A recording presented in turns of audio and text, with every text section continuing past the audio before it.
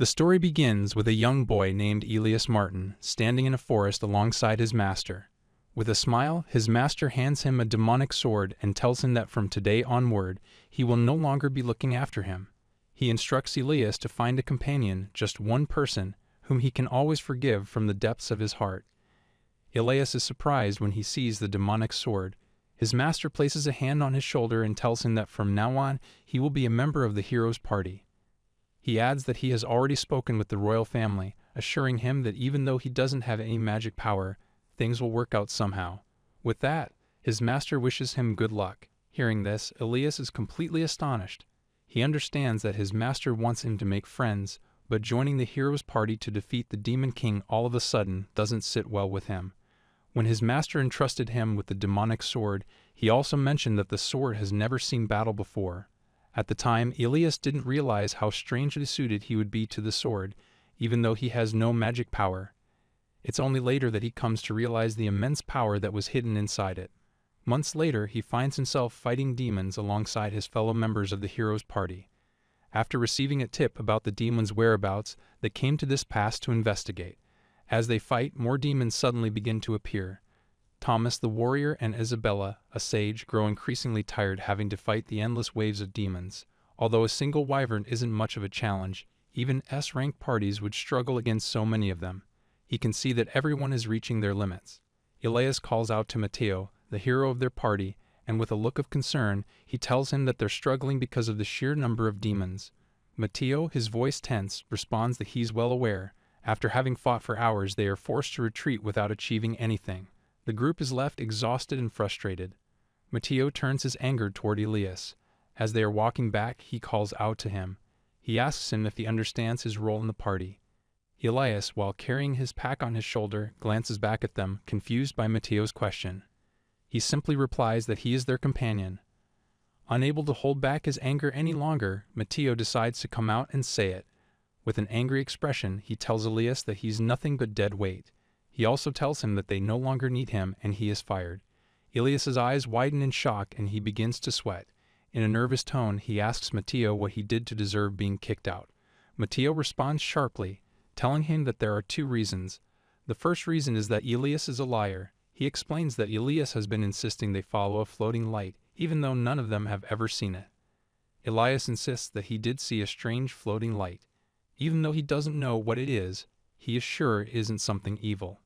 He points out that they have always traveled safely while following it. However, Matteo dismisses this as mere luck. He continues speaking, mentioning the second and most important reason.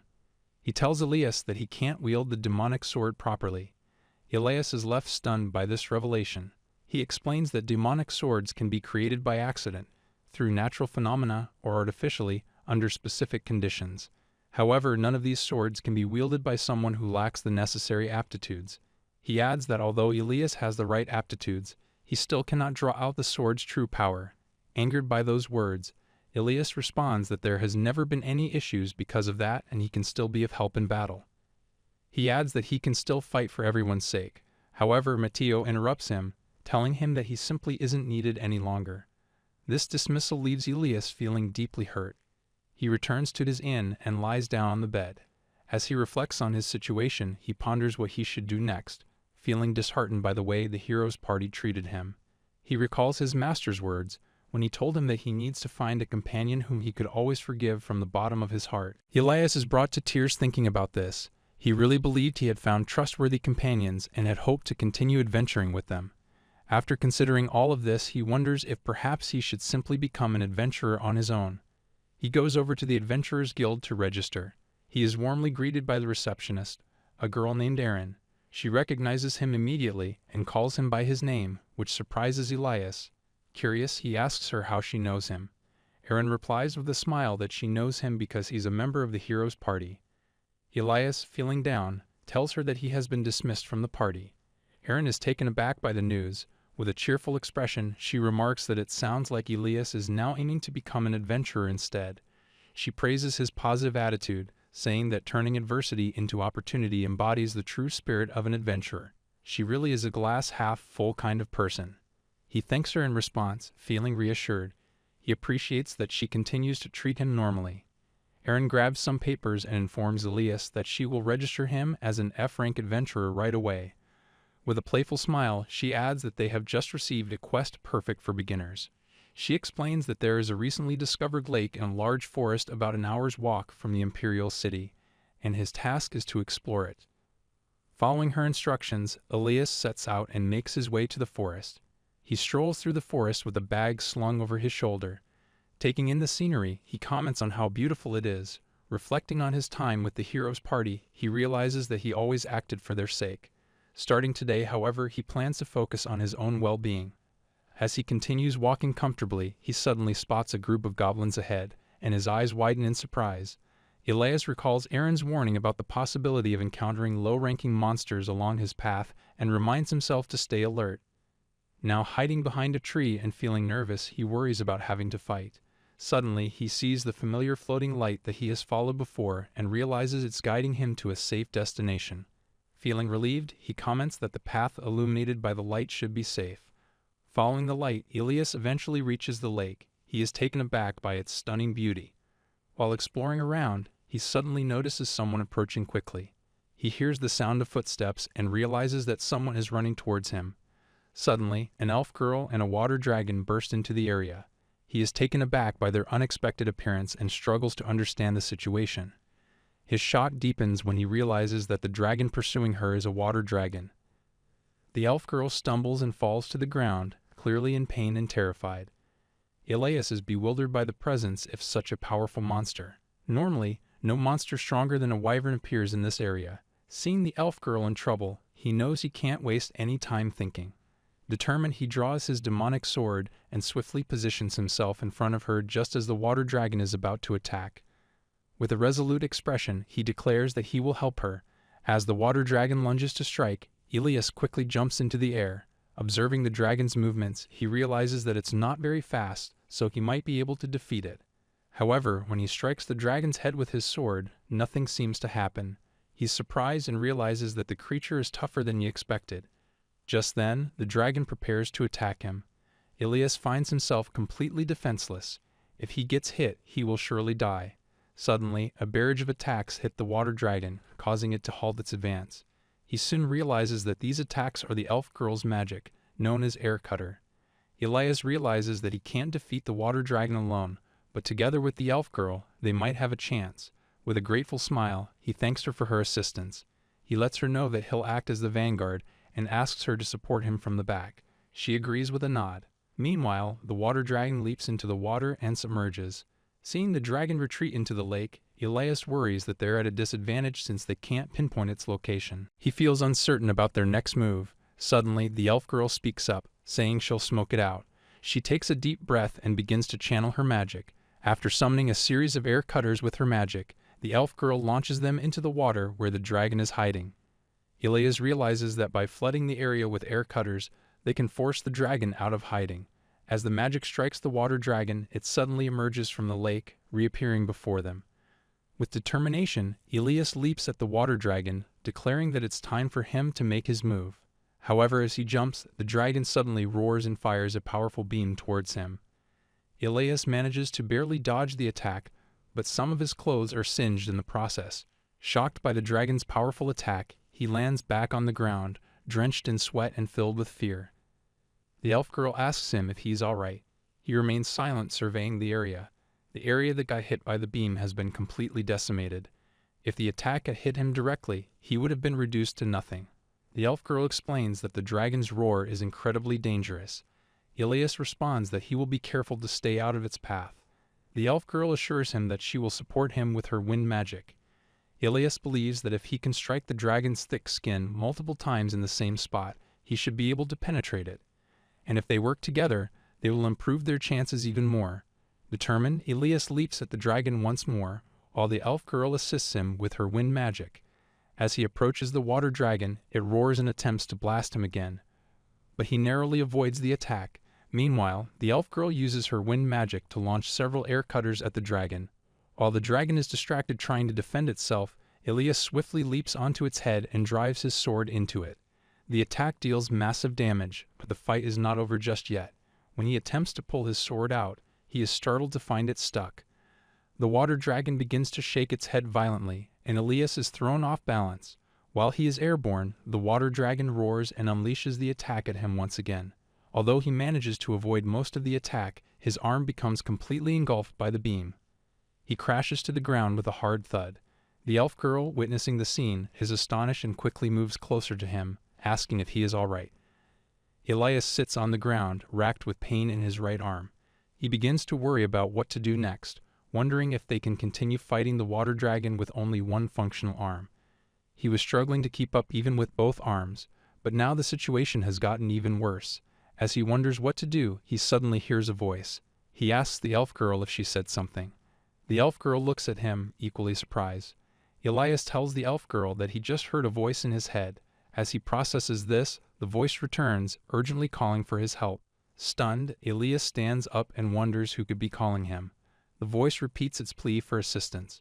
With determination, Elias grips his sword with his left hand. Frustrated, he admits to himself that he's not sure if they can escape this situation, but he can't ignore a voice pleading for help. He shouts into the air, asking the voice what he should do to help. The voice instructs him to use his power. Suddenly, Elias feels a surge of energy, and his demonic sword becomes enveloped in water. He is astonished by the newfound power. The elf girl watches in surprise as well. Looking at his sword, Elias is unsure of what to do next. The voice reassures him, telling him not to worry and to trust his instincts. It insists that he can do it. With this power, he can defeat the water dragon. Renewed with confidence, Elias stands tall and ready. As he prepares to attack, the water dragon emerges from the lake once more. Elias realizes there's no time for hesitation and decides to act on instinct. With a fierce determination, he focuses his demonic sword on the water dragon and leaps toward it. Channeling the sword's power and his own skill, he swiftly slices the dragon into numerous small pieces in the blink of an eye. As Elias lands on the ground, the defeated dragon lies in pieces, leaving the elf girl astonished. With a delighted expression, she praises him, saying it's incredible how easily he defeated the water dragon. Meanwhile, Elias is perplexed by the display of power and wonders if he was truly able to wield the demonic sword effectively. Suddenly, a small girl appears out of nowhere. She happily announces that she's finally free to come out. Both Elias and the elf girl are taken aback by her sudden appearance. Elias realizes that she must be a spirit and wonders if the power she lent him is the reason for everything that has just happened. Floating closer to him, the spirit expresses her gratitude, saying he has saved her and thanking him for his kindness. She asks for his name. Still a bit confused, he tells her his name. The elf girl introduces herself as Emma Recknell. The spirit, smiling warmly, tells them that she's pleased to meet them both and introduces herself as Udine. Elias is shocked to hear this. Udine is supposed to be a legendary high spirit whose name only appears in ancient legends. She floats closer to his face and politely asks if he would like to make a contract with her. Elias is even more astonished by this and finds himself questioning whether he heard her correctly. He wonders why would a high spirit would want to form a contract with someone like him. Elias takes a moment to steady himself, determined to understand the meaning of the contract. Seeing his hesitation, Udine asks with a touch of sadness if he intends to reject her offer. Quickly, Elias clarifies that he never said that. Udine then instructs him to extend his hand. As Elias extends his hand in surprise, she holds it and begins to perform a ritual. She creates a mysterious symbol on his hand. After completing this, Udine announces that the contract is finalized. She informs him that he can call on her whenever he needs her power and that they can speak casually as they are now equals. With that, she vanishes. Elias, now alone, reflects on what has happened.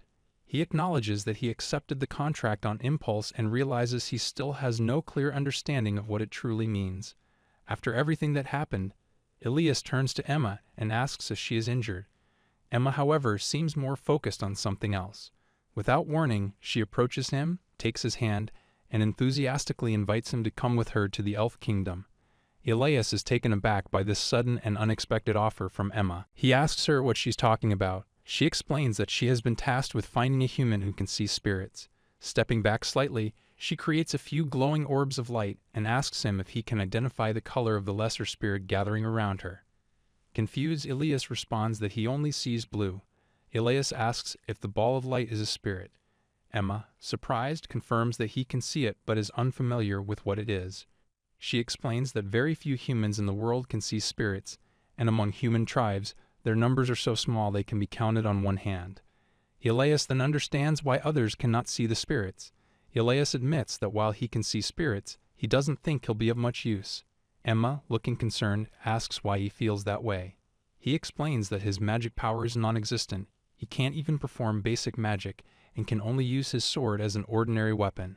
He adds that their victory over the water dragon was entirely thanks to Udine's help.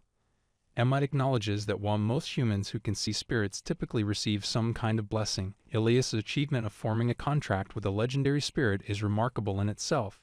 She takes his hand, and with a hopeful expression, asks again if he will come with her. Elias, uncertain about his next steps, decides to simply agree. Emma looks astonished at Elias' response. He mentions that he has something to take care of in the city first. They head back to the city, and Elias goes into the Adventurers Guild. He hands over the water dragon horn to the receptionist, who is visibly shocked by the sight of it. After completing this task, Elias exits the guild and rejoins Emma. Elias tells Emma that he's finished with his errands and asks if he kept her waiting.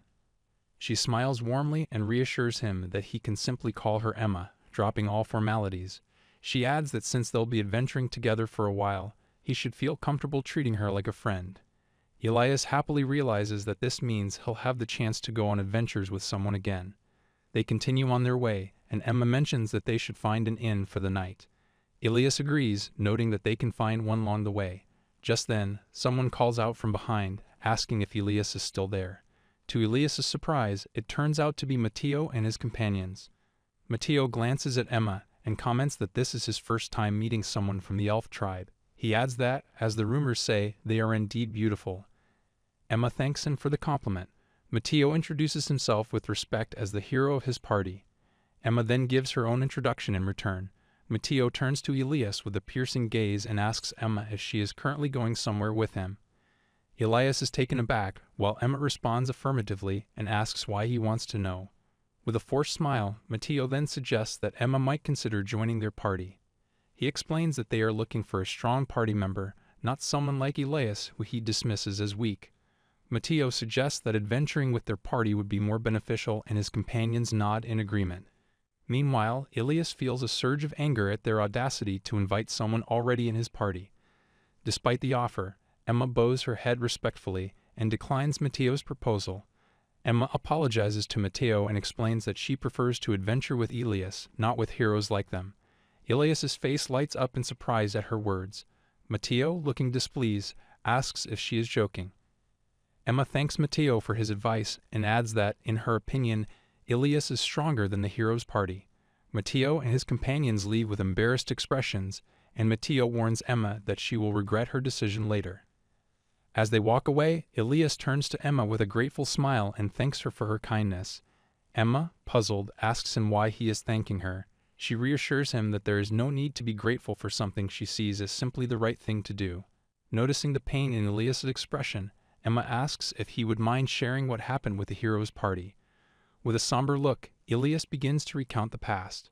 He explains that he and Matteo first met through a connection his master had with the royal family. When they met, Elias introduced himself and mentioned that he would be joining Matteo's party from that point on. With a cheerful expression, Matteo introduces himself and extends his hand, reassuring Elias that he doesn't need to be so formal since they are comrades. Shortly after, the Sword Saint Thomas and Isabella join the party. Elias feels a surge of excitement, thrilled at the prospect of adventuring with such a prestigious group. Thomas approaches Elias and comments on his sword, noting that it looks impressive. Elias thanks Thomas for the compliment and explains that the sword is a magic sword. Thomas is taken aback, noting that it's his first time seeing one. With a smile, Elias adds that he can't actually use its magic because his magical power is 0. Reflecting on this, Elias realizes he is the only anomaly in the party, feeling the distance growing between himself and the others, who advance with each fight while he struggles to wield the magic sword effectively. As the dungeon levels increased, Elias found himself becoming a liability, and the party started losing more frequently. Eventually, Matteo told Elias harshly that he was a burden to the team and was being dismissed from the party. Standing on the water bridge while recounting the story to Emma, Elias reflects with a heavy heart that being the weakest, he ended up dragging everyone down. Upon hearing Elias' story, Emma remarks that it's no surprise a magic swordsman who can't wield a magic sword would be considered a burden. Ilias is taken aback and looks at her, asking if there's something wrong. She approaches him and asks if he finds her comment strange. Surprised by her directness, Ilias listens as she clarifies that she needs to be straightforward. Ilias is strong. Ilias, with a smile, points out that it was Udine's power that allowed them to defeat the water dragon. Emma disagrees, insisting that Ilias was already strong from the beginning. She explains that if he weren't strong, they would have been defeated by the water dragon. She continues, noting that Ilias has a keen grasp of the situation. Even when facing a formidable opponent, he quickly assessed the situation and took optimal action. Emma tells Ilias that he also showed awareness of her position while guiding the enemy. Ilias, still smiling, asks if that's not a normal thing to do. He adds that even in dangerous situations, people tend to care for their allies while fighting, and he doesn't believe that those who aren't strong can do that. Emma replies that it's no surprise he's not aware of his own strengths. Emma tells Ilias that he has been treated poorly by the hero's party, so she wants to set the record straight. With a warm smile, she says that someone who keeps fighting while protecting their allies is indeed strong. She urges him to believe in himself. Ilias is taken aback, but thanks her for her kind words. He replies that, as he mentioned before, it's not a big deal. After some time, as they fight monsters in the forest, Ilias chops down another creature and asks Emma how much longer it will be until they reach the elf kingdom. Emma responds that it will be just a bit longer. Curiously, she asks if Ilias' abilities seem stronger than before. Ilias, with a hint of confusion, replies that he's also surprised by this development. With a happy smile, Ilias thanks Udine, acknowledging that her help is the reason for his improvement. Udine appears in front of him and says that the progress isn't solely due to her powers. She explains that it can be challenging to adapt to her abilities initially, but Ilias will become very strong as he continues. Hearing this, Ilias cheerfully comments that he hopes she's right. Confused, Emma asks if Ilias is talking to Udine at that moment.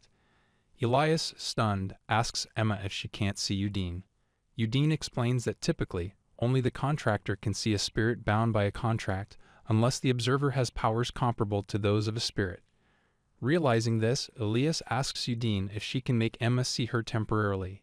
Udine agrees and then appears in front of Emma as well. Emma is surprised to see Udine, and as Udine begins playing with her, Emma's joy is evident. Meanwhile, Ilias, puzzled, questions why someone with no magic power like himself can see spirits. Sitting on Emma's head, Udine explains that it might be due to a trait from his magic sword. Ilias is taken aback by this revelation. Udine continues, suggesting that the sword itself may be capable of manifesting spirit power, which is why Ilias, as its owner, can see the spirits as well. Udine adds that, for some reason, the sword and Ilias have a matching wavelength. Perhaps no one else is as compatible with that sword as he is. After explaining this, Udine disappears, leaving Ilias to look at the sword his master gave him, still puzzled. Suddenly, Emma speaks up, pointing to a location and mentioning that they can see it now. It turns out that the ruin is the entry point to the elf kingdom.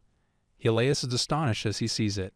Emma explains that they use teleportation magic at this ruin to reach the elf kingdom. She excitedly says that they need to head to the center of the pillars.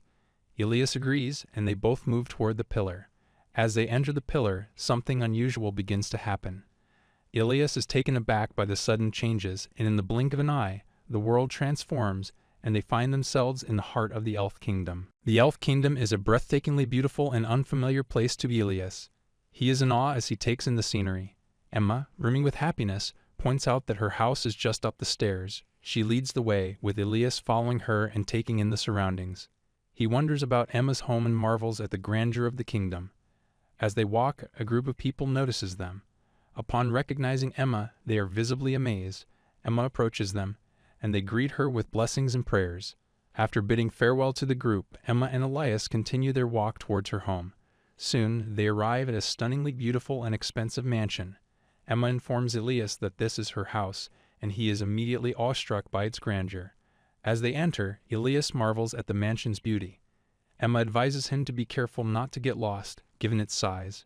Ilias, overwhelmed with happiness, thinks to himself that it resembles a castle. Emma calls out loudly to her mother, announcing her return. Her mother, rural Raquel, appears and warmly welcomes her. With a sweet and apologetic expression, Emma explains that she is late. Merle, noticing Elias, is taken aback and asks if he is the boy she had heard about. Emma confirms that he is indeed Elias.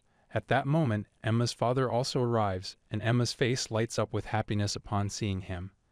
Michael comments that it seems Emma has indeed found him. He then extends a warm welcome to Elias and introduces himself as Michael Racknell, the king of the country. Elias is stunned by this revelation and realizes that it means Emma must be a princess. Here I am, know it's been a while. I was in denial about my love. Here I stand, I know I walked away.